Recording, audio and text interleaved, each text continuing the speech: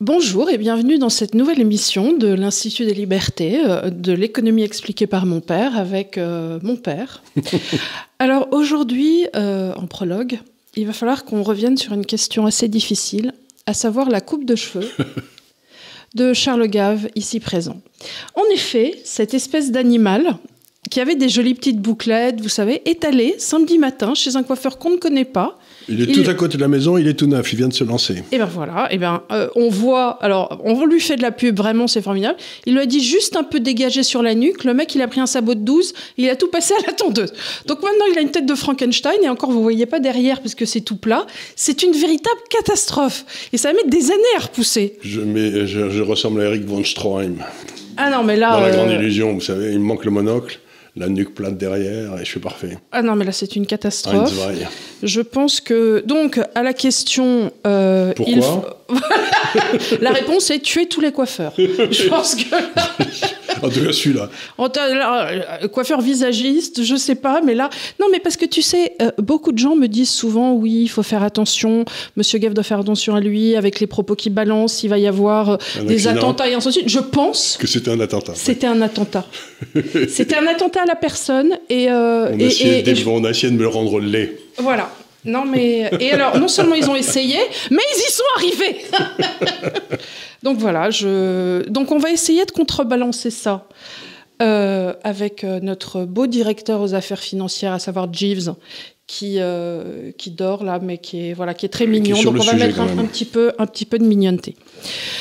Ce préambule étant posé, on va pouvoir venir à la question du jour qui est réjouissante, qui est sympa, qui est la guerre des monnaies. Alors, on vous a souvent parlé ici, quand même, de la dédollarisation du monde et du fait que depuis, en gros, 2008, le yuan, qu'on va appeler aujourd'hui renminbi, parce qu'il faut savoir que les deux veulent plus ou moins dire la même chose, mais qu'on emploie le terme de renminbi quand ça s'écrit R-E-N-M-I-B-I, renminbi, et que c'est le terme technique normalement pour parler quand on en parle en tant que monnaie. Et quand on en parle pour faire une action, un trade, passer un ordre, là, on parle de yuan. Mais comme aujourd'hui, on va parler de la nature de la monnaie, il est apparemment plus classique d'employer le terme de renminbi. C'est un peu comme le sterling, qui s'appelle le sterling. Et puis, pour les traders, ça s'appelle câble. J'ai jamais compris pourquoi. C'est sans doute parce que la première monnaie qui est passée par les câbles... Ah oui, tu me fais allez, fais-moi un câble. Fais-moi un câble. C'est ça. Envoie-moi 1000 câbles ou je sais pas quoi. Bon, c'était... Voilà, donc je sais pas, il y a des trucs dans l'économie qui sont pas bien nets, mais... Oui, et puis après, il y a un côté, tu vois, c'est un peu comme ma grand-mère... Non, mais ma grand-mère, ta mère, qui faisait toujours référence à l'allée du bois. Oui. Parce que c'était comme ça que ça s'appelait... Autrefois, quand même, maintenant, ça s'appelle l'avenue de Boulogne. L'avenue Foch. Voilà. L'avenue Foch, ça s'appelait l'allée du bois. L'allée du bois, oui, c'est ça. C'est comme ça qu'on allait au bois de... du reste, c'est comme ça qu'on allait au bois, effectivement. Donc, tu prends l'allée du bois, et maintenant, c'est l'avenue Foch, voilà, effectivement. Monsieur Dubois n'était pas un homme particulièrement intéressant. C'était une blague. Oui, je l'ai, mais on va passer piteusement dessus. De toute façon, tu n'as plus rien de droit de dire, parce que quand on est coiffé comme ça, on a perdu absolument toute crédibilité vis-à-vis des sources. Alors, dollar-yuan, la guerre des monnaies. Alors, en septembre 2022, le dollar américain, tel que mesuré par l'indice DXY, est en hausse de 17,3 en glissement annuel, c'est-à-dire plus de 2 écarts types par rapport à une année normale. Et sur la même période, le taux d'inflation américain est en hausse de 8,5%. Donc ça, on rentre dans le vif du sujet, quand même, pour toi qui es un analyste économique, c'est quand même 2 composantes assez étranges à avoir au même moment. Pas tellement, parce que, bon... là,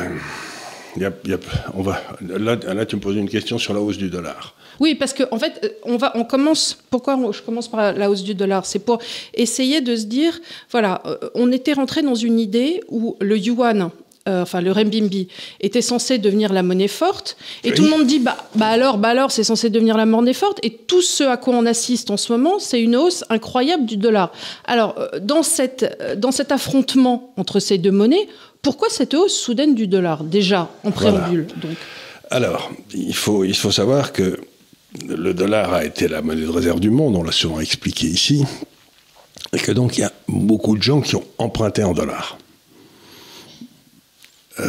Par exemple, on peut dire que le marché des capitaux longs, c'est-à-dire, mettons, au-dessus de 2 ans, en Asie, depuis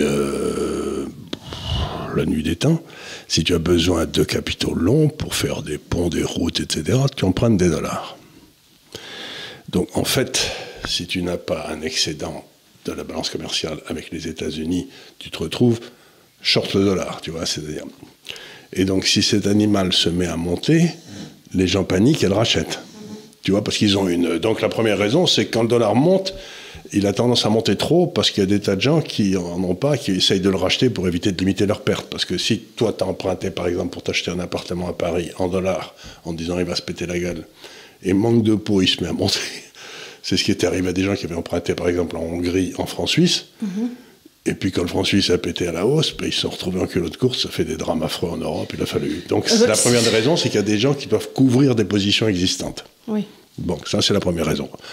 Et ça, c'est toujours une espèce de sous-jacent qui est là, qui traîne. Dès que le dollar monte, il monte trop, quoi. Ça paraît. La deuxième, ça a été la guerre, là, entre l'Iran et entre l'Ukraine Et la Russie. Et la Russie. Et là, les Européens ont décidé avec énormément de Constance. De courage de dire, bon, on n'achètera plus de pétrole et de gaz en Russie. Et on va les acheter ailleurs. Ben, le problème, c'est que la façon dont on le fait, c'est qu'on achetait notre pétrole, soi-disant, en dollars à la Russie. On payait donc, et puis la Russie touchait ces dollars, les échangeait immédiatement en euros, et elle venait acheter des obligations chez nous. Donc, en fait, entre toi et moi, on les achetait en euros, mais il ne fallait pas fâcher les Américains, quoi. C'était bon. Et ce qui s'est passé, c'est que à partir du moment où on n'a plus pu acheter en euros, nous, il a fallu acheter le pétrole, on l'a acheté en dollars. Mais on ne les avait pas, les dollars. Donc il a fallu les acheter. Donc l'euro s'est mis à se péter la gueule. Et quand il y a une grande monnaie qui se pète la gueule, il y en a toute une série de monnaies adjacentes qui se disent, mais pourquoi ils baissent cela? Je vais baisser avec eux, tu vois. Tu pars la Suède, l'Angleterre, tout ça, ça baisse avec l'euro parce qu'il y a tellement de liens que c'est... Donc le dollar est monté à cause de cette guerre et à cause des imbécilités qu'ont fait les Européens dans leur... Mais ce qu'il y a de plus marrant, c'est que le dollar... Ce qu'il y a de certain aussi, c'est que si tu es un investisseur et que tu vois que la zone économique euro rentre dans une guerre, tu vas sortir de la zone euro aussi. Évidemment.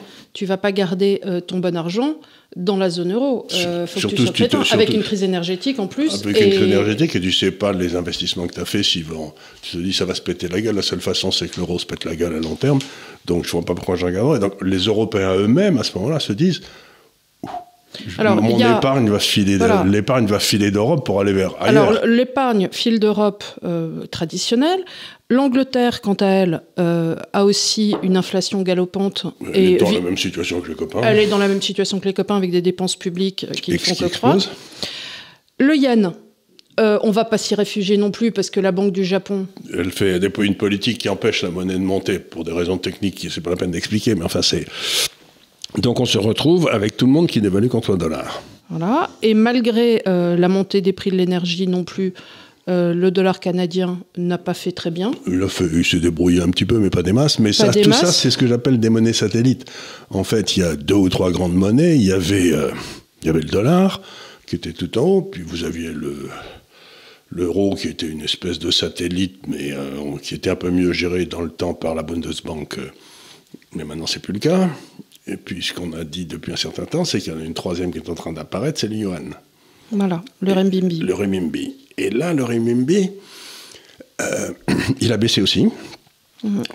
Mais il a baissé aussi, mais si tu prends non pas la dernière année, mais les 2, 3, 4 dernières années, il n'en reste pas moins que 2 ans, 3 ans, 5 ans, 10 ans.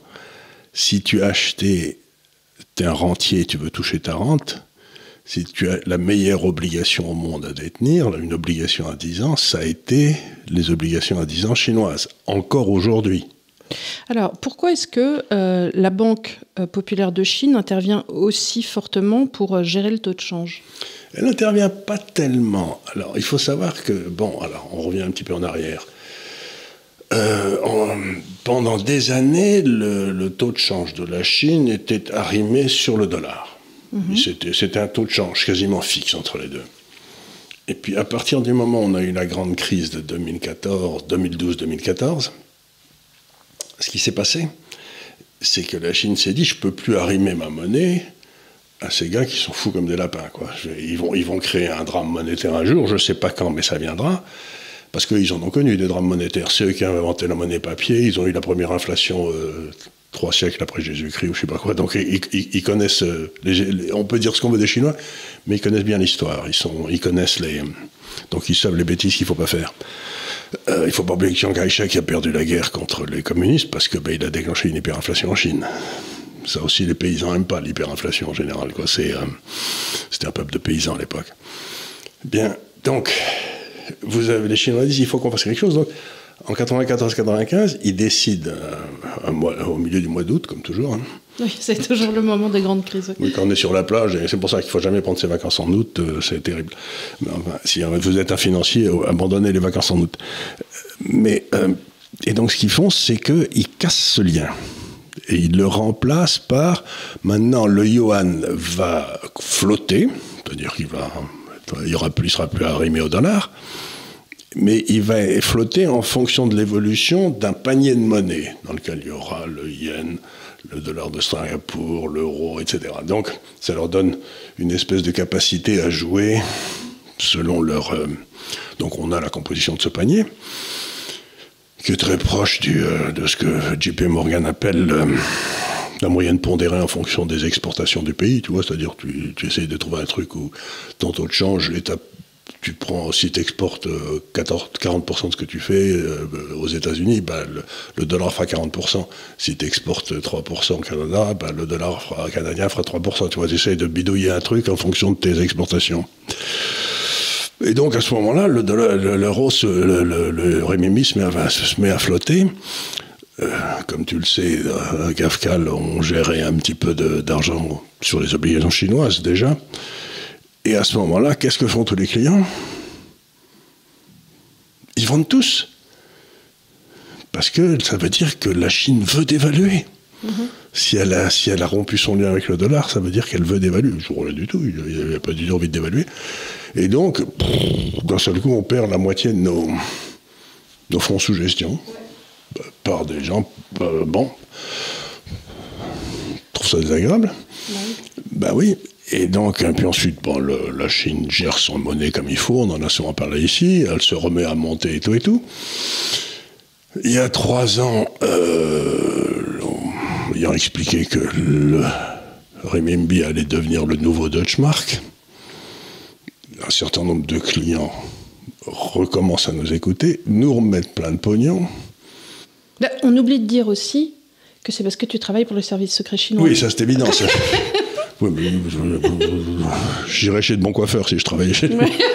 Remarque, t'as une coupe Kim Jong-il, là. Hein, non, c'est une coupe très spécifique. Les Coréens du Nord, ils ont... Oui, on est sur un bon dossier. Hein, Donc, on fait ça, et on recommence à avoir des montants monstrueux d'argent à gérer, ce qu'on fait avec beaucoup de sérieux, comme toujours. Et puis, la Russie envahit l'Ukraine, et tous ces génies financiers décident que ça veut dire que la Chine va envahir Taïwan. Oui. Ça, tu vois, et donc la Chine devient ininvestissable. Il est certain que attends, ça veut dire que du coup, on a perdu la moitié des fonds qui étaient rentrés il y a 3 ans, alors qu'on était la meilleure performance de tout le monde, dans tous les marchés obligataires. Donc... Alors, mettons-nous à la place d'un investisseur. En fait, ce qui s'est passé, c'est qu'ils se disent, et je dois dire que c'est quelque chose en chaîne, c'est que la Russie envahit l'Ukraine. L'Europe dit à ce moment-là, très bien, on nationalise, en gros, on capte toutes les propriétés privées et on vous chasse. Et on vous prend toutes vos réserves de change. On vous prend toutes vos réserves de change. Donc, effectivement, toi, tu es un investisseur, tu te dis, puisque le respect du droit est ce qu'il est, si jamais la Chine... Il n'a pas été respecté Pas par la Russie, le droit. Il a été respecté par nous. Par les Européens, oui, mais eux se disent, OK, puisque visiblement c'est un énorme n'importe quoi, moi je ne vais pas prendre le risque potentiellement. Donc tu te mets en obligation française ou allemande ou américaine sur laquelle tu es certain de perdre. Du coup, à mon avis, la hausse du dollar vient de là. Ben oui. C'est que tout le monde s'est dit, c'est pas tellement qu'ils ont choisi par choix, c'est qu'ils ont choisi par défaut, puisqu'ils sont sortis des positions. C'est ce que dit ton frère, il dit on choisit la chemise la moins sale du tas de linge sale, quoi. Oui, c'est voilà. Mais à partir du moment où peut-être on va revenir dans quelque chose d'un peu plus choisi et un peu moins subi. Ça reviendra. Donc je ne doute pas une seconde que les gens qui sont sortis reviendront d'ici 2 ou 3 ans, parce que dans le fond, la plupart des investisseurs institutionnels ont des mémoires de poisson rouge, c'est-à-dire qu'ils oublient. Par exemple, il y a encore des gens qui prêtent à l'Argentine aujourd'hui, quoi. Alors aussi, la faiblesse récente du renminbi face au dollar, tu peux l'expliquer aussi par les choses suivantes. Il y a eu la politique zéro Covid qui a été strictement respectée en Chine. Et ça, c'est un grand mystère. Alors, pourquoi cette maladie qui ne tue personne, allez, soyons, je crois qu'on est à 0,2% de létalité, on appelle ça, tu sais, quand pourquoi d'un seul coup on ferme tout en Chine?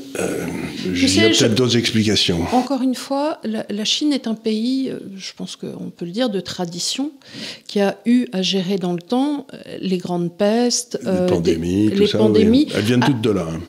Bien sûr, à des niveaux industriels colossaux, puisqu'on est à des populations sur des territoires très étendus, avec des difficultés quand même. En fait, très étendues, mais le problème en Chine, c'est que le territoire est immense, mais en fait que la population...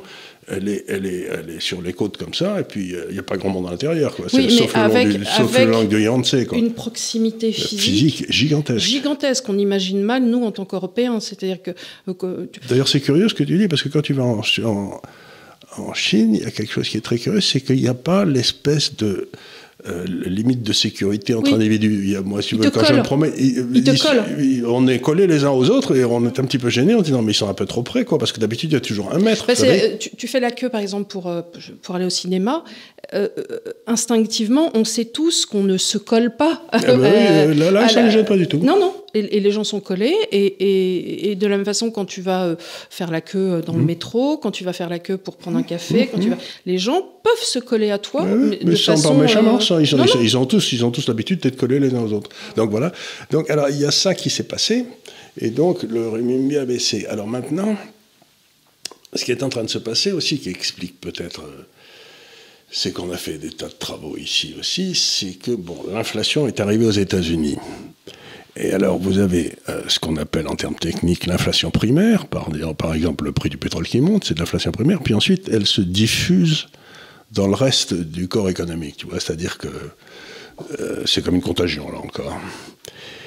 Et autant l'inflation primaire, tu peux l'arrêter, par exemple si le prix du pétrole arrête de monter, pouf, ça s'arrête. Mais cette espèce de truc qui se diffuse, c'est une vraie maladie, et ça, c'est très difficile à arrêter. Donc, quand l'inflation commence à se diffuser, c'est ce qu'on appelle l'inflation secondaire, en général, les banques centrales attrapent un coup de sang et mettent un grand coup de frein, c'est-à-dire qu'elles diminuent la quantité de monnaie massivement, mais vraiment massivement. Et c'est ce que la Banque centrale américaine est en train de faire. Et donc, si tu diminues la quantité de dollars alors que la demande de dollars augmente parce que le prix du pétrole a monté, par exemple, ou le prix du gaz a monté, qui sont payables en dollars, automatiquement, le taux de change se met à monter encore plus. C'est-à-dire que la Banque centrale américaine ne fournit pas au monde des dollars dont ils ont besoin en ce moment parce qu'ils ne veulent pas que l'inflation se diffuse. Mais enfin, elle est en train de se diffuser de toute façon, quoi. Mais ça veut dire que quand l'inflation cessera de se diffuser... ou quand il y aura une récession aux États-Unis, ce qui est un peu la même chose, qui risque d'arriver d'ailleurs maintenant. J'ai comme pas mal de signes qui me font penser que l'inflation arrive aux États-Unis, que la récession arrive aux États-Unis. Est-ce que tu pourrais développer un peu sur ça? Je pense que les gens seraient intéressés. Pourquoi tu penses que la récession... Parce que là, tu vas en parler avec Léonard, donc on est jeudi 10, demain c'est vendredi 11. Vous allez parler des élections américaines, des midterms. Alors, petit point dessus, on nous avait annoncé effectivement une vague républicaine qu'on essaie de minorer, mais je pense qu'elle a quand même relativement eu lieu. Non, elle n'a pas tellement eu lieu. Pas tellement eu lieu, mais tu as des grands États, un petit peu la Californie, la Floride. Ça s'est passé au niveau des gouverneurs, mais ça ne s'est pas passé tellement au niveau du Parlement. Alors, en tout cas, ça n'a rien à voir avec ce qui avait été annoncé, une espèce on de était tsunami censé avoir rouge. un tsunami rouge. Et on n'a rien eu du tout. Non, mais ce qui se passe aujourd'hui, c'est que on se rend compte de quelque chose, c'est ce que je vais dire à Léonard tout à l'heure, c'est que Trump a une espèce de clientèle extraordinairement fidèle, mais qui ne réussit pas à devenir majoritaire. C'est-à-dire qu'il y a des tas de gens qui adorent Trump, quand il fait des réunions, les stades sont pleins, etc., tout le monde est très content, mais il ne réussit pas à attirer, même il repousse une moitié de la population. Et quand Trump ou ses candidats se présentent, ce qui se passe, c'est que du coup, les gens qui n'aiment pas du tout Trump, et il y a un rejet de Trump qui est très fort dans une partie de la population, se précipitent pour aller voter aussi. Oui, c'est vrai ce que tu dis. Et donc, le vrai problème, c'est qu'on se dit Trump, il est rigolo, mais à l'évidence, il ne peut pas gagner une élection. Mais si tu veux, après, il y a des seuils psychologiques, surtout chez les jeunes, qui, malgré tout, par exemple, les jeunes femmes, l'histoire sur l'avortement, qui a été terriblement il y a des bons rien, c'était la Banque centrale. C'était la Cour suprême, bien sûr. Mais en attendant, c'est utilisé par les adversaires, récupéré. Et du coup, moi, je vois sur les réseaux sociaux, il y a eu une sollicitation dans les facs, chez les jeunes, pour dire les républicains ont une atteinte au droit à l'avortement, et sur sollicitation des milieux woke et compagnie, qui vont voter, du coup. Qui vont voter. Alors, il y a ça. Donc mettons que là, ça n'a pas été ce à quoi on s'attendait. Et ça veut dire que la situation va devenir... je pense que les républicains, ça me paraît à peu près, qui vont gagner la Chambre des représentants, c'est-à-dire la Chambre basse. Le Sénat, ça va dépendre d'une élection qui aura lieu en Géorgie le 6 décembre, je crois, où il y a un candidat qui va décider s'il y aura 51-49, mais tu vois dans chaque sens. Dans quel sens? C'était déjà le cas pour l'élection en 2020. Et donc... Mettons que ce ne soit pas un triomphe, mais par contre, ça va rendre la situation politique extrêmement difficile, parce que si la Chambre des représentants va commencer à faire des enquêtes sur ce dont j'ai passé souvent, la trahison du FBI, la corruption du ministère de la Justice, etc. C'est-à-dire que l'atmosphère jusqu'à l'élection présidentielle va être mais fétide, ça va être quelque chose. Ça va être révélation sur révélation. Que le ministère de la Justice ne voudra pas poursuivre, puisqu'il est dans les mains de... Donc, ça va pas être beau à voir, quoi. Je crains que ce soit... Et est-ce que tu crois, du coup, que... Parce que nous, en tant qu'Européens, on se rend quand même compte de plus en plus. Hier, j'écoutais le général de Villiers qui passait, qui disait, écoutez, quand même, cette guerre n'est pas en Ukraine, n'est pas la nôtre, et n'est pas dans l'utilité de nous, Européens. On se demande si elle ne sert pas quand même l'utilité des États-Unis. À ce titre-là, on peut quand même, sans être complotiste, se dire que oui, effectivement, les États-Unis semblent, pour toute une raison de gaz de schiste, ainsi de suite, avoir mis le pied quand même sur l'accélérateur dans le cadre de cette guerre. Et on peut se demander si, avec des problèmes en interne, ils ne vont pas un petit peu décélérer. Par exemple, la Chambre des représentants a une responsabilité. Ils envoient beaucoup de pognon.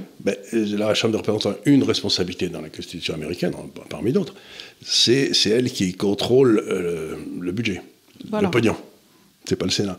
Donc, si la Chambre des représentants dit bon, on file plus rien là-bas, mais ça nous éloigne de notre sujet. Mais ça veut dire que ça reste dès le moment où il y aura soit une récession, soit la Banque centrale sera convaincue qu'elle a réussi à contrôler cette inflation secondaire.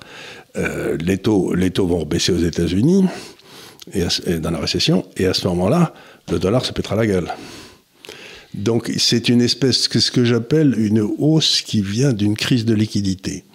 C'est-à-dire que, vous savez, c'est la vieille blague, est-ce qu'il y a plus d'argent que d'idiots? Plus d'argent que d'idiots. Là, depuis un petit moment, il y a beaucoup plus d'idiots que d'argent, et du coup, le dollar monte. Voilà, alors parce que la dernière fois que le renminbi a atteint le taux actuel de 6,9 renminbi pour un dollar américain, c'était en septembre 2020, lorsque l'excédent commercial de la Chine était à 35 milliards de dollars. En juillet 2022, cet excédent est passé à 101 milliards de dollars. Mais le déficit de la balance commerciale américaine, c'est de 1000 milliards de dollars par an. C'est monstrueux. Ouais. C'est monstrueux. Et alors donc il y a quand même une question qui est dans cette transaction, dans les échanges, qui va prendre en face la transaction quand les étrangers avaient fini de vendre les actifs chinois? Pour l'instant, ce qui se passe, c'est pour l'instant, comme tous nos clients, on a vu les grandes maisons de gestion que sont BlackRock, etc., qui aussi gère des obligations chinoises, bien sûr, ou bien State Street, enfin les grandes maisons, quoi. On a vu qu'elles avaient perdu à peu près la moitié de leur gestion chinoise, parce que c'est public tout ça, enfin pour compte sur d'obligations chinoises, en 6 mois. Donc les gens avaient acheté des renminbi, et puis ensuite ils les vendent pour retourner en dollars, par exemple. Donc ça fait baisser le renminbi. Oui, c'est ça. Et donc automatiquement, mais dès que ces ventes seront terminées, et ben, le renminbi, lui, comme il a 100 milliards d'excédents par mois, ben, il va se remettre à regrimpoter, quoi.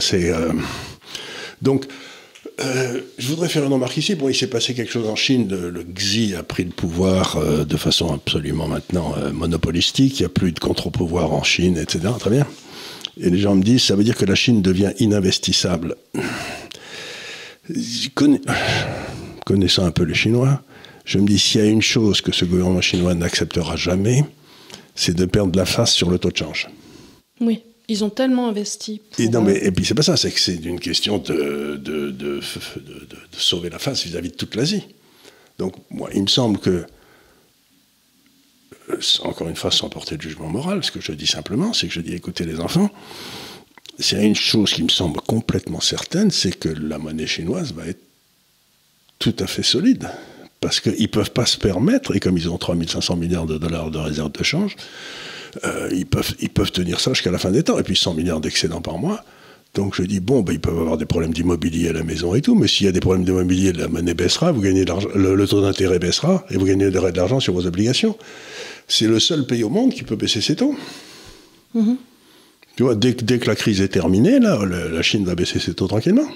Donc tu vas gagner de l'argent sur les obligations longues, puisque quand tu baisses les taux, l'obligation monte. Et donc, je dis toujours que c'est ce que disait Weber, il y a l'éthique de responsabilité et l'éthique de gouvernement. C'est-à-dire que, bon, c'est peut-être pas une bonne idée d'acheter des choses en Chine, parce que c'est immoral, j'en sais rien, mais comme toutes les autres banques centrales et tous les gouvernements sont en train d'essayer de vous ruiner en vendant des obligations sur lesquelles vous êtes certain de perdre.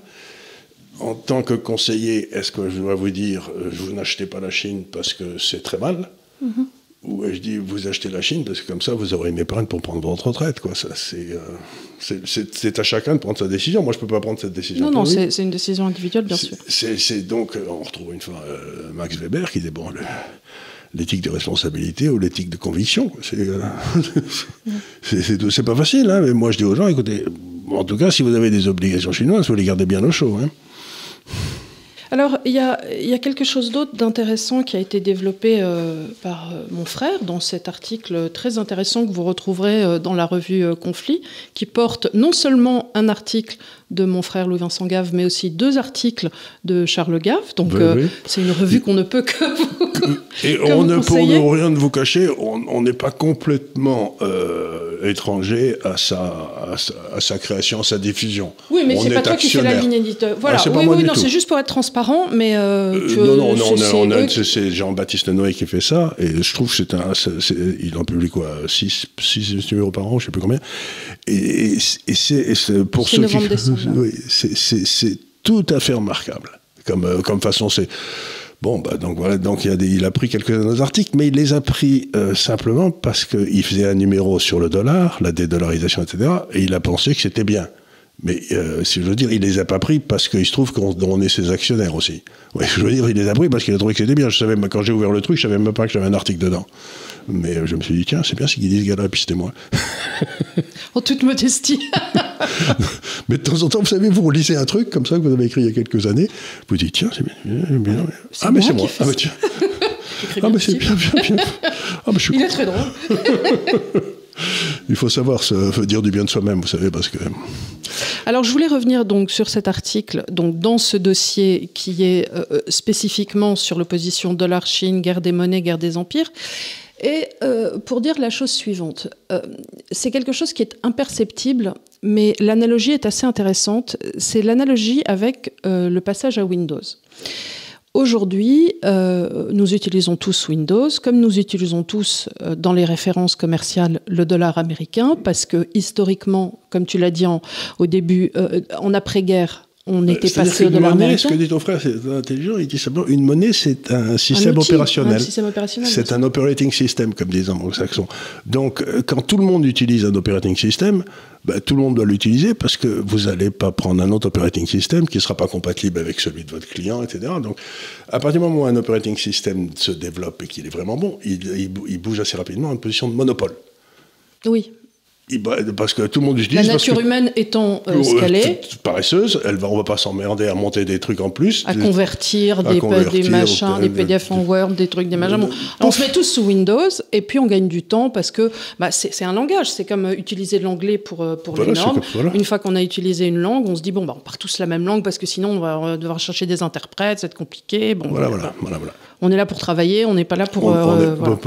pour sauver l'Empire français. Alors, donc, donc Windows, l'anglais, enfin, je veux dire, le dollar, c'est l'operating system du monde de l'économie aujourd'hui.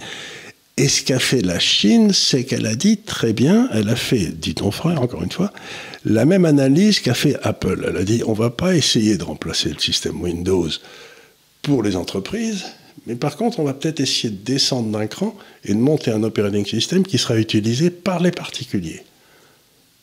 Et c'est ce qu'ils ont fait avec le système Apple, avec toutes leurs apps, etc. Et c'est ce qu'est en train d'essayer de faire la Chine. Elle dit, je ne vais pas essayer de remplacer le business pour les entreprises qui continueront à faire du business en dollars. Mais par contre, Madame Watanabe au Japon ou Monsieur Xi en Chine, ils vont peut-être accepter...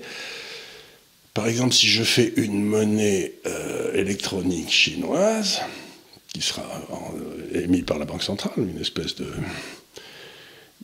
si j'ai des cartes de crédit sur ces monnaies, je pourrais payer partout en Asie en yuan qui sont convertis instantanément dans les... Donc vous êtes l'épouse du gars qui va faire des affaires à Singapour, lui il fera ses affaires en dollars, et elle va faire du shopping, mais le shopping se fera à partir d'une carte de crédit qui sera... en yuan partout et dans le monde entier. Et cette monnaie électronique chinoise, c'est ce qu'ils sont en train de se développer, ça permettrait de unifier en quelque sorte tous les consommateurs asiatiques. Alors, il y a ça, et il y a aussi le fait qu'à cause de la guerre en Ukraine, malgré tout, on ne s'en est pas rendu compte, mais les échanges maintenant qui se font entre la Chine et la Russie se font en yuan, en renminbi. Et de la même façon avec l'Inde aussi. Et les échanges, on est passé d'échanges en valeur qui étaient à 4 milliards de dollars par mois. Ça, c'était les importations de la Chine en provenance de Russie. Et maintenant, ça s'élève à 10 milliards de dollars. Donc, ça a plus que doublé. Oui. Depuis, c'est-à-dire que on ne se rend pas compte qu'en fait, leurs échanges entre eux, entre la Russie et la Chine, sont en train d'exploser dans une monnaie qui n'est pas le dollar. Et ceci pour toute la zone asiatique. On en a déjà parlé par le passé. Et donc, petit à petit, ce qui va se passer, ce que cherche à faire la Chine, c'est qu'elle dit, si je réussis à monter cette espèce de plateforme de paiement en yuan, chaque pays a qu'à maintenir sa parité à peu près constante vis-à-vis du yuan. On va les aider d'ailleurs. Donc la volatilité de la monnaie, singapourienne par rapport au yuan va baisser énormément. Ils vont essayer de se coller au yuan. Et comme ça, ils ont plus de problèmes de change à l'intérieur de l'Asie. C'est-à-dire ils font une espèce de zone commerciale où les particuliers travailleront en yuan entre eux. Mais peut-être que les entreprises continueront à travailler en dollars, mais au bout d'un certain temps, ils diront, à partir du moment où il y aura deux systèmes opérationnels qui marchent bien, les paiements, je ne vois pas pourquoi les Asiatiques utiliseraient celui des États-Unis qui crée une volatilité énorme, parce que le dollar est très volatile, tandis que le yuan ne l'est pas du tout. Donc, Alors, je vais te raconter une anecdote, comme j'ai déjeuné hier avec un ex très haut gradé de l'armée française, qui n'est pas Pierre de Vigny, mais enfin, qui était à peu près à ce niveau-là, et qui me disait, alors, il était dans une réunion au Crédit Agricole, il y a quelques jours, et la dame présente, c'était une économiste qui est femme, et elle a expliqué ce qui allait se passer dans le monde avec des modèles tout à fait savants. Et le général, qui lève la main, il dit, dites-moi là, mais le dollar, là, il y a des tas de gens qui veulent dédollariser l'Asie, etc. Donc il avait dû lui avoir de bonnes lectures, j'imagine, tu vois, c'est... Et l'économiste du Crédit Agricole a dit, mon général, jamais le dollar ne cessera la monnaie dominante. Non, mais ça, c'est un wishful thinking. Non, mais attends, ça veut dire que je ne sais pas si c'est des instructions qu'elle avait reçues, mais ça veut dire que dans toute la classe dirigeante... Attention ton micro. Oui, attention. Dans toute la classe dirigeante, il y a la croyance que la Réserve fédérale sera toujours la banque dominante dans le monde entier. Mais si tu veux établir une zone de trading en Chine, c'est quelque chose que la Chine ne peut pas accepter. C'est pour ça qu'on appelle ça la guerre des monnaies. C'est-à-dire qu'on se retrouve dans la même situation contre la livre sterling et le dollar dans les années 25 ou 30. Il y a un conflit évident qui est en train de se passer. Et il y a toute notre intelligentsia qui refuse de considérer que ce conflit puisse même avoir lieu. Tu vois ce que je veux dire? Oui, mais ça, est-ce que c'était pas vrai de l'époque de l'Empire austro-hongrois aussi? Tout à fait. Mais quand les empires se fracassent, quelque part, il y a un déni de la caste dirigeante, d'autant plus fort, de dire, mais enfin, vous ne savez pas qui nous sommes. On a toujours été là, on sera toujours là, il n'y a pas de... Et c'est ça qui me... Moi, je me souviens, quand j'étais jeune, j'avais été à une réunion, c'était au moment où le pétrole était monté avec la révolution iranienne, on était à 35 $ le baril, ce qui paraissait monstrueux à l'époque. Et donc, toute une série de grands scientifiques et de grands économistes qui étaient là et qui disent donc le pétrole va passer d'abord à 35, puis à 40, puis à 50, puis à 70, puis à 100. Alors je lève la main et je dis mais qu'est-ce qui se passe dans nos économies si le pétrole baisse? Mais explosion de rire dans la salle. Mais 2 ans après, il était à 10. Tu vois ce que je veux dire? C'est-à-dire que quand il y a cette espèce de pensée en tunnel, les types ne se posent jamais la question, ils bâtissent, on l'a vu par exemple aussi très bien, pour tout ce qui est les miroirs magiques et les moulins à vent, là. Ils ont investi 1000 milliards de dollars depuis 10 ans. 1000 milliards de dollars, c'est monstrueux. On consommait 82% d'énergie fossile il y a 10 ans. On en consomme 81 aujourd'hui d'énergie fossile. C'est-à-dire qu'ils ont investi 1000 milliards pour 1%. C'est incroyable. Mais tu les écoutes et ils te disent il n'y a pas d'autre solution. Mais si, il y a d'autres solutions, par exemple le nucléaire. Oui. Ou la recherche d'énergie fossile tierce encore. Tierce ou d'autres choses. Peut-être on pourrait trouver de l'hydrogène aussi, mais le nucléaire plus l'hydrogène, ça pourrait être une solution. Mais ce que je veux dire par là, c'est que quand je rencontre des gens de cette caste, je me rends compte à quel point ils ont des raisonnements fermés. Ils arrivent à... Il n'y a pas d'autre solution, parce qu'au départ, ils ne permettent pas qu'on questionne l'hypothèse de départ en disant mais... Et c'est ça qui me fascine, c'est cette espèce de mélange d'arrogance et d'incompétence. C'est ça qui me... Moi, j'en reviens pas.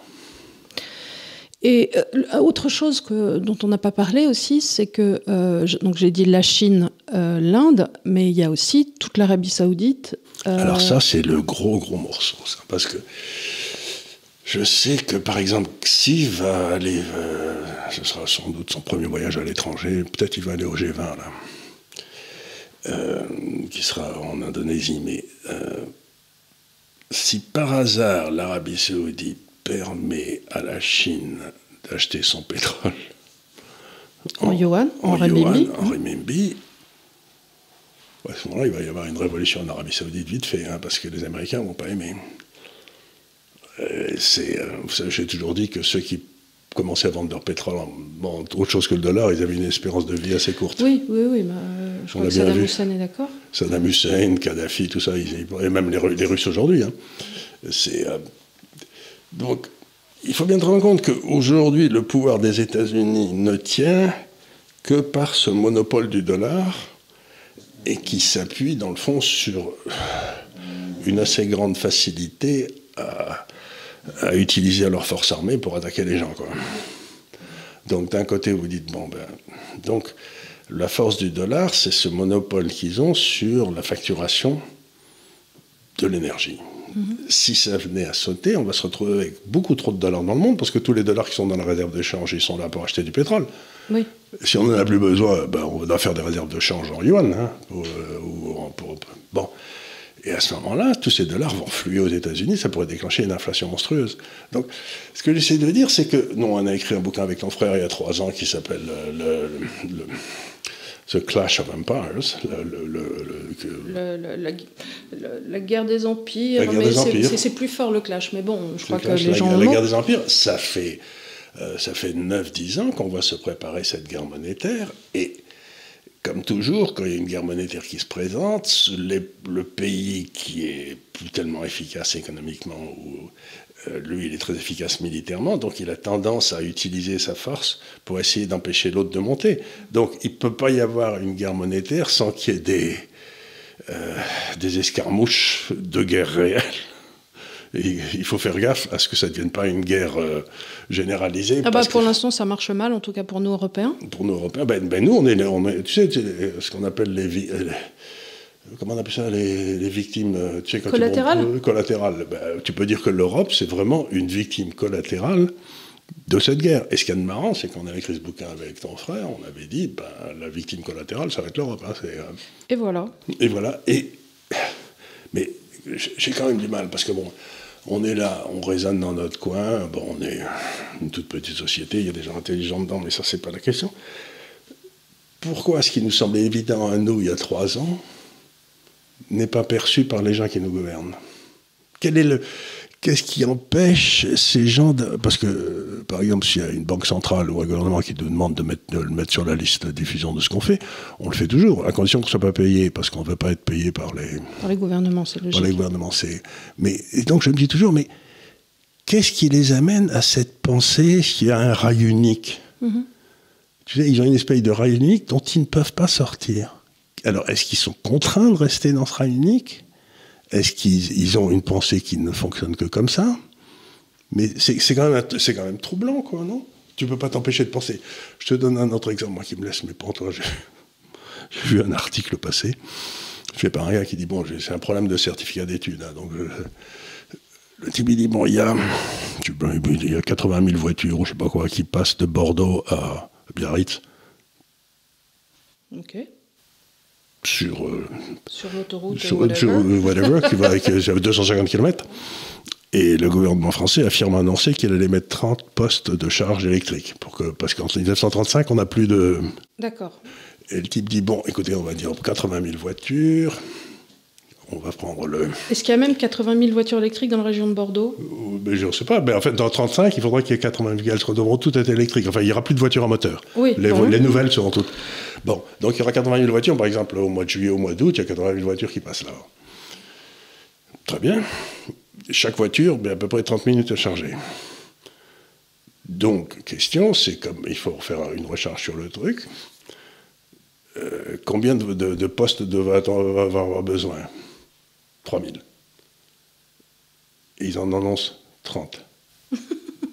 How could this go well? Comment est-ce que tu pourrais t'en sortir par le haut? Écoute, on va partir à 3h30 du matin. On chargera à 7h28. Il va falloir le gérer comme des cours de tennis, en fait. Non, mais c'est même pas possible. Tu n'y arriveras pas. C'est-à-dire que même avec 3000, tu n'y arriveras pas.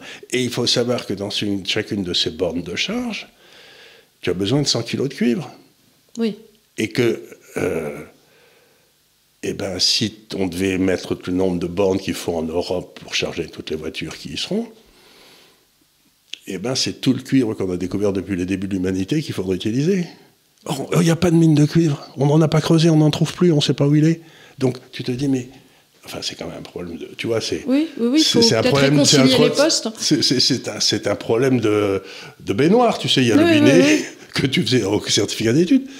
Mais donc tu te dis, ces gars-là... Tu dis, il y a 2 trous dans la baignoire, donc pourquoi est-ce que je dois calculer à quelle vitesse il va être rempli? Je les vois, les trous. Il n'y a pas le cuivre, et vous êtes trop sur 30 bornes. Donc je ne vais pas vous calculer, je ne vais pas me fatiguer à le faire. Mais non, mais tu sais que ce n'est pas possible. Donc, c'est pas possible, il y a des trous. Il y a des trous, donc tu te dis... Donc vous avez passé une décision qui fout en l'air toute l'industrie automobile européenne, qui était spécialisée dans les moteurs les plus efficaces du monde, etc. Donc on va fermer toutes ces usines. Et de l'autre côté, il n'y a rien. Donc on va fermer les usines. Donc tu te dis, mais c'est pas possible, qu'est-ce qui va se passer? Mais je pense... Alors, j'ai vu une décision, visiblement, qu'aux États-Unis, Joe Biden avait fait une sorte de, je ne retrouve plus le mot en français, incentive, pour que les gens achètent des voitures électriques. Et ça a aidé les constructeurs américains afin que Toyota arrête d'importer et que... Alors, on gueulait en France en disant on ne pourra plus exporter nos Renault. Donc, ce qui m'a fait doucement rigoler en disant bon... Elles sont faites en Roumanie, alors. On doit en exporter dans le marché américain. Quoi, non, Renault, il n'y en a pas. Mais par contre, dans le temps, on a Renault contrôlé Datsun, mais ce qui est fini. Et donc, tout ça pour dire que cette histoire de manne de cuivre va se poser aux États-Unis en amont, puisqu'ils sont en train, eux aussi, et ils vont avoir... si pour Biarritz, il en faut 30, imagine pour les États-Unis. Non, mais après, c'est les États-Unis, pour la Californie, avec Mais le système électrique californien, il est en train de sauter. Donc, c'est ça qui m'étonne beaucoup, c'est ce que j'appelle le recours à la pensée magique. C'est-à-dire qu'ils disent, on va vers ce but qui est noble, et l'intendance suivra. Ben, l'intendance, elle ne suit rien du tout. Mais elle ne suit rien du tout. Et encore une fois, tu dois regarder, c'est un peu comme si tout à coup, avec des enfants de 6 et 7 ans, tu te disais... on va les présenter à Polytechnique ? Non, mais non seulement ça, mais on va les faire une grande marche dans le Vercors. Tu dis, mais ils ont des toutes petites jambes. On ne peut pas escalader ça en une journée. Et c'est pas grave, c'est comme s'il n'y avait pas de réalité concrète en face de... Non, mais c'est ça, mais ce qui me surprend plus, c'est qu'il y a une espèce de contrainte physique, et qu'on est en train de dire, ces contraintes physiques n'existent pas. N'existe pas. Ce qui compte, c'est notre volonté. Non, mais ta volonté, ça fait pas... Et oui, donc, la seule conclusion que j'en tire, c'est qu'ils veulent que le paysan et nous, on reste à la maison, qu'on n'ait plus le droit d'utiliser la voiture, qu'on soit à nouveau attachés à la glèbe. Eux, ils iront, parce qu'on aura réservé la borne et il y aura les gendarmes qui taperont sur les gens. Ça va les enquiquiner aussi, hein, parce que quand tu dois attendre 30 minutes... Non, mais ils n'attendront pas, ils auront une deuxième voiture qui sera... Ils auront une deuxième voiture qui les attendra, ils changeront de voiture, c'est tout. De toute façon, ils prendront l'avion comme d'habitude. Oui, donc, non, mais c'est ça qui me paraît le plus extraordinaire, c'est que la seule explication logique, c'est qu'ils veulent empêcher les gens de bouger. Mais pourquoi ? C'est bien de bouger, c'est la base de la liberté de bouger. Partir à gauche, à droite, c'est pour ça que la voiture, c'était tellement populaire. C'est que tu prenais, tu n'avais pas besoin. J'ai regardé, par exemple, cet été, je voulais aller de Auch à Biarritz, tu vois. C'est toujours... De Auch à Biarritz, ça fait quoi ? Ça fait 100 km, allez, hein, Auch-Biarritz, oui, c'est ça à peu près. En train, c'était 12 heures. Non, mais, tu vois, donc tu te dis... Mais... Tu repasses par Paris, j'espère. C'est quasiment ça, ou par Barcelone, ou j'en sais rien. Mais c'est-à-dire que tu fais Auch, Bordeaux, Bordeaux-Paris, et ensuite tu fais Paris-Biarritz. Donc tu peux faire Auch-Bordeaux, oui, mais Auch-Bordeaux, il n'y a pas de train. Non, mais en bus, tu le fais en Blablacar. Tu peux le faire en Blablacar ou tu peux le faire aussi en... Si, tu dois avoir une Michelin parce que j'ai déjà fait... Non, la Michelin, il y en a une qui va à Agen et une qui va à Toulouse. J'ai déjà fait des Bordeaux-Périgueux qui m'ont pris plus de temps, mais beaucoup plus de temps que de faire... Non, mais que de faire des Bordeaux-Paris. Là, tu fais Bordeaux-Paris, 3h30, 4h, et ensuite tu fais Bordeaux-Périgueux, comme au XIIe siècle. T'avais les chars à bœufs qui attendaient. Non, mais c'est ça, t'as le temps de cailler tes œufs. Non, mais c'est effrayant.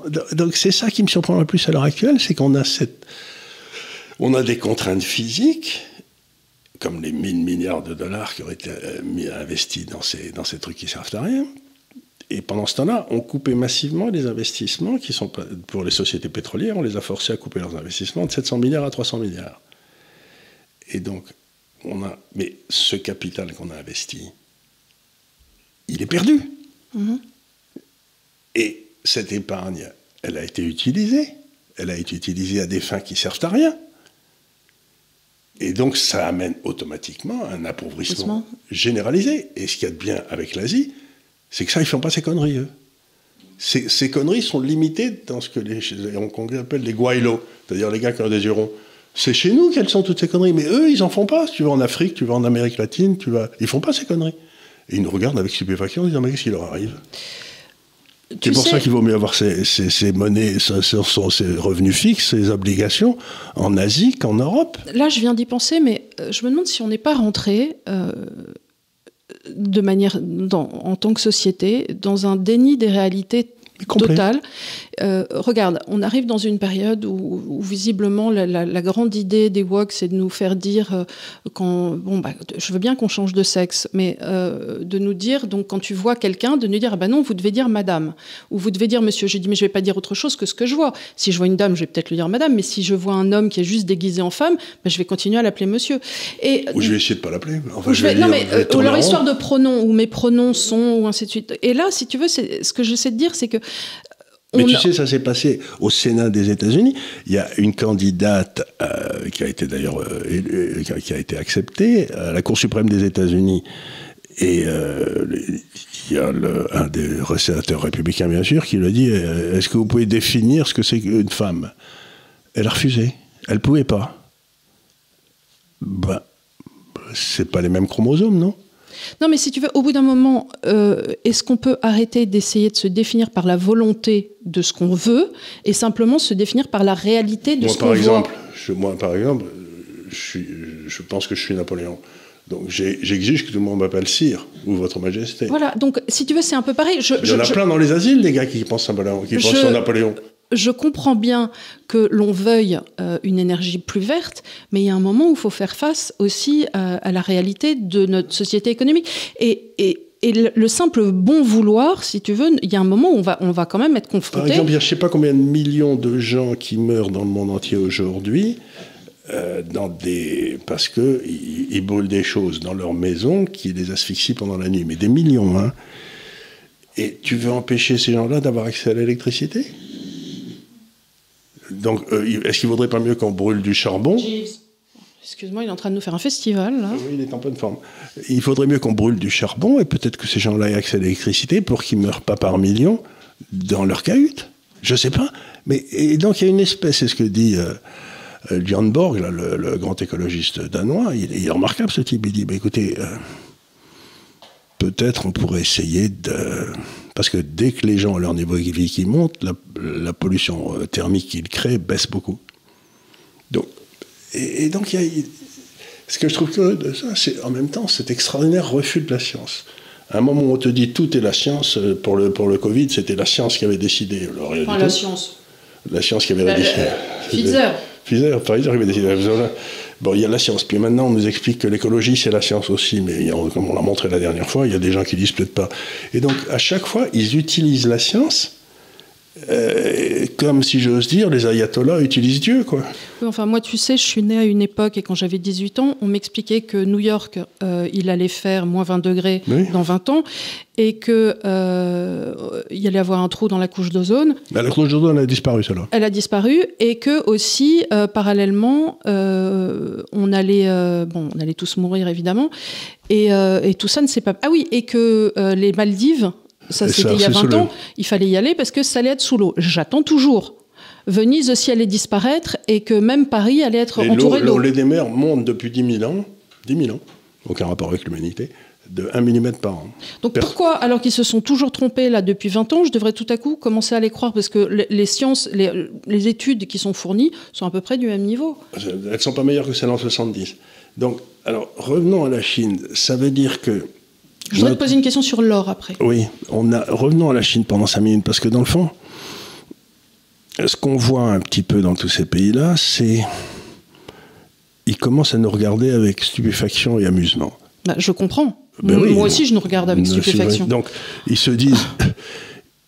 Donc, ils sont en train de faire toutes ces bêtises, et j'ai vu, par exemple, le président de l'Assemblée des Nations Unies, qui est un président du Kenya, je crois, qui était interviewé par une journaliste américaine, qui lui posait des tas de questions sur le fait qu'au Kenya, on ne traitait pas bien les LGBTQ, je ne sais pas quoi. Et donc là, le président a dit, écoutez, madame, nous sommes une civilisation, j'ai été élu de cette révélation démocratique. L'immense majorité des Kenyans ne pensent pas comme vous. Donc, si vous voulez bien, votre impérialisme culturel, vous le mettez bien où je pense, quoi. Et la pauvre femme était dans tous ces états, mais comment on pouvait dire ça ? C'est aussi la démocratie, c'est-à-dire, c'est horrible à dire, mais on ne peut pas imposer aux autres pays notre notion de démocratie telle qu'elle est, c'est-à-dire que cette espèce d'extraordinaire respect des minorités, c'est pas que je sois contre, mais c'est simplement je dire, bon, ben, c'est pas pour nous. Et donc, si vous avez des gens qui pensent de façon magique, vous êtes certain que les investissements qu'ils vont faire vont être désastreux. Mm-hmm. Oui, parce que c'est du wishful thinking. L'enfer étant pavé de bonnes intentions, c'est-à-dire, voilà, on veut aider les bébés phoques. Tu dis, oui, mais c'est pas parce que ton intention est pure, malheureusement, que en la général, réalisation... c'est la pire. Voilà. Et donc, vous, en tant que nation, en tant qu'individu, on a une épargne. Mm-hmm. Cette épargne, et ça c'est une notion assez difficile à comprendre, je vais demander aux gens de s'accrocher, c'est parce que on la pense de façon monétaire. On a mis l'argent au bureau de poste, tu sais, quand vous étiez petit, un petit livret où vous aviez des... Mais en fait, le petit écureuil. Le petit écureuil, ça permet d'acheter le travail des gens qui vont bâtir des investissements. Et pendant qu'ils bâtissent, ils vont consommer, ils vont... etc. Mais il n'y aura pas de produit de ces investissements. Quand tu fais une centrale nucléaire, il faut 5, 6, 7 ans. Tu payes des gars pendant 5, 6, 7 ans à payer ça. Ils bouffent, etc. Mais ça tire sur une épargne qui est dans le fond l'épargne de tout le monde, là. Mais si tu fous en l'air cette épargne de tout le monde, ça veut dire que ces investissements rentables qui permettent le développement du niveau de vie, c'est ce qu'on appelle dans mon métier, c'est l'approfondissement capitalistique. C'est-à-dire que ton stock de capital que tu as, toi, pour travailler toute ta vie, augmente au fur et à mesure du temps parce qu'il est bien investi. Mais s'il est mal investi, ça baisse. Mm-hmm. Et donc, on voit arriver une baisse du niveau de vie à cause de cette pensée magique dans tous nos pays caucasiens, c'est-à-dire nous, les Hurons, là, qui est gigantesque. Et je regarde ça, je me dis, mais pourquoi ? Qui a décidé que ces gars-là devaient prendre ces décisions ? Qui leur a donné le pouvoir ? Pense à Madame Van der Leyen, l'horrible Madame Van der Leyen. Ben, elle a décidé d'un seul coup que, je sais pas, il fallait fermer comme je l'avais déjà dit ici, Radio Moscou, là, je sais pas quoi. Mais c'était pas dans ses attributions. RT ou Sputnik. RT, Sputnik. Donc, il y a toute une série de gens qui ont cette façon de penser complètement sur rail, qui ont pris le pouvoir partout, qui sont en train de faire n'importe quoi, et qui nous amène au désastre. Ben, ça me rappelle les années 30, moi, avec Hitler. Hein.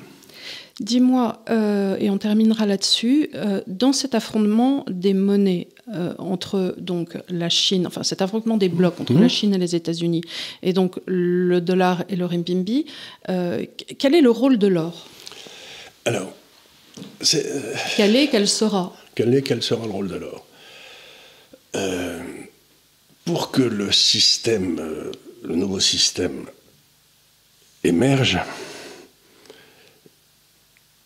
à mon avis, on ne peut pas refaire le coup du dollar à la fin de la Seconde Guerre mondiale, où les États-Unis étaient complètement dominants militairement, économiquement, etc. Donc on n'avait pas le choix, c'était le dollar, et puis de toute façon c'était comme ça, et taisez-vous, vous n'avez rien à dire. Bon.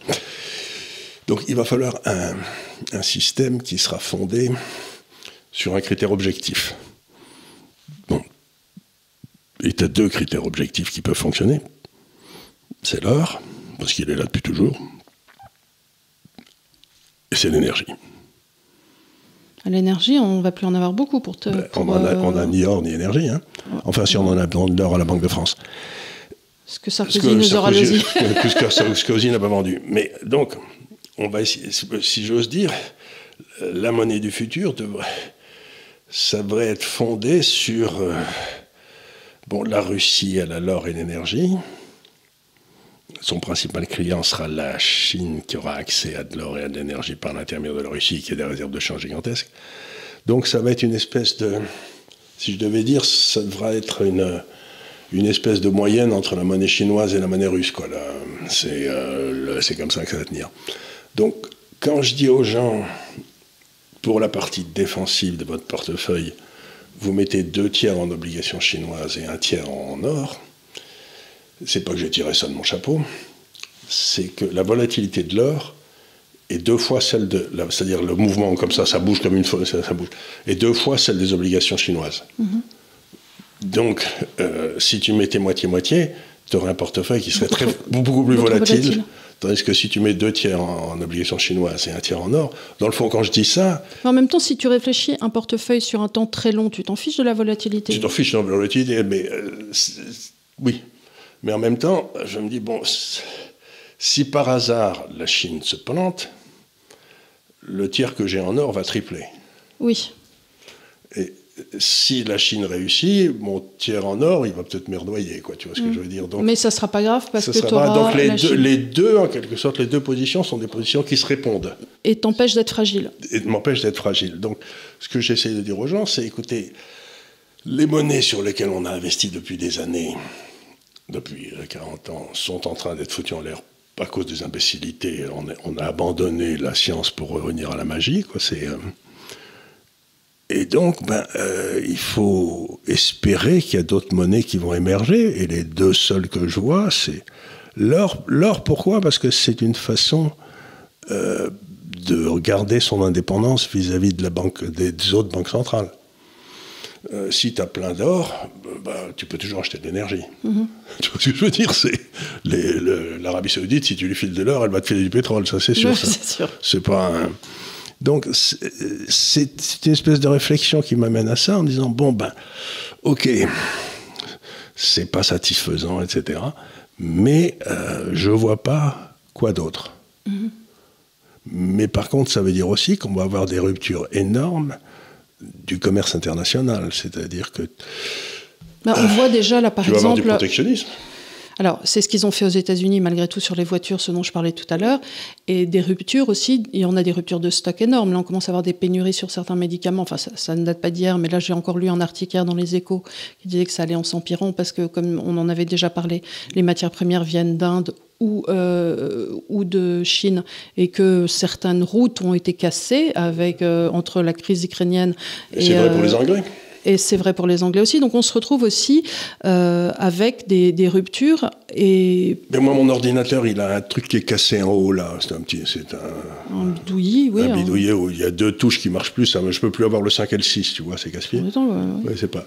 Et donc, il faut que j'aille chercher un 5 en mémoire, que je le mette dans la mémoire, que je tape. Enfin, je trouve des astuces. Donc, je l'ai amené à mon réparateur habituel, qui est très sympathique.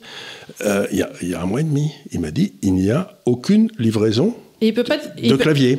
Ah, parce qu'il doit changer tout le clavier. Il doit changer tout le clavier. Il a dit, je commande, il n'y a rien.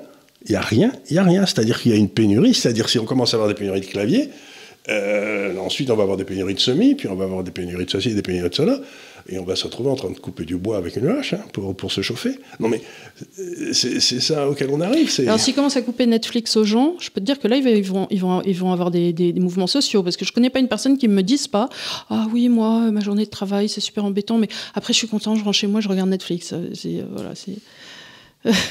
Il faudrait que ce soit... Moi, quand j'étais jeune, je faisais des études, j'étais content parce que j'apprenais plein de trucs, et quand je rentrais chez moi, je m'emmerdais. Mais c'est quand même triste de voir... C'est maman qui va être contente. Non, je m'emmerdais, ça c'était avant ta mère. Mais je veux dire, c'est quand même bête qu'aujourd'hui, on soit arrivé au fait que les gens s'ennuient dans leur travail et aient besoin de Netflix pour vivre, parce que nous, à l'époque, la télévision était nulle. Elle l'est toujours, elle est assez constante. Tu peux compter sur elle. Elle était moins nulle qu'aujourd'hui. Ouais. Donc c'est vrai ce que tu dis, c'est quand même un truc extraordinaire que les gens... D'ailleurs, cette semaine, on a eu un film sur Diane de Poitiers, joué par Isabelle Adjani, et il y avait Joe Star dans le rôle titre, et je trouve ça quand même consternant qu'on n'ait pas réservé ce poste, enfin cet emploi à Omar Sy. Parce que c'est quand même dingue de faire un duc de la couronne. Ah oui, c'est vrai, ça, tu as raison. On aurait dû mettre Arsène Lupin. C'était dans Le Seigneur des Anneaux, ils avaient mis toute une série de gars. Oui, mais ça, moi je fais même plus attention. Voilà, ça les amuse. Et puis comme ça Par fait contre, créer le titre a baissé de 40 ou 50%. De Disney de Disney, de tous ces gars-là, ça s'est bien pété la gueule. Parce que... Disney, ils ont pris une culotte monumentale avec tout. Bon, ils prennent des décisions à devoir.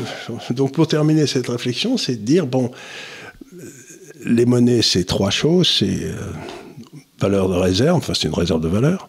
C'est un outil de transaction, c'est-à-dire que c'est avec pour empêcher le troc. Et puis, c'est un étalon de valeur. Un étalon de valeur, les 3 fonctions. Bon, eh bien, aujourd'hui, nos monnaies ne sont plus des réserves de valeur. elles vont cesser d'être des étalons de valeur parce que, par exemple, le jour où le dollar ne sera plus pour le pétrole, ça sera d'un étalon de valeur. Et l'outil de transaction, qui va acheter des choses chez nous et quoi, en utilisant la monnaie, je ne sais pas très bien. Donc il faut bien que les gens qui nous écoutent se rendent compte qu'on est en train de détruire nos monnaies. Et détruire la monnaie, c'est détruire, comme je l'ai dit 25 fois, c'est détruire la souveraineté de la nation. Et à terme, la civilisation. Et à terme, la civilisation. Et je sais, encore une fois, je ne sais pas pourquoi on le fait. J'ai l'impression qu'il y a une volonté d'arriver à ce résultat, mais je ne sais pas pourquoi et qui y a derrière. Là, les gens me disent, c'est la faute de je ne sais pas qui ou c'est la faute de je ne sais pas quoi. Mais oui, mais je ne vois pas pourquoi. Je ne vois pas pourquoi ces gens très puissants qui nous gouverneraient, les Illuminati ou j'en sais rien, voudraient notre malheur. Qu'est-ce que ça va leur apporter à eux ? Mais je pense que si on est un groupe de crétins illettrés qui faisons que regarder Netflix, ils peuvent nous gouverner entre eux. Ils peuvent nous gouverner entre eux, mais oui, mais pourquoi voudraient-ils nous appauvrir ?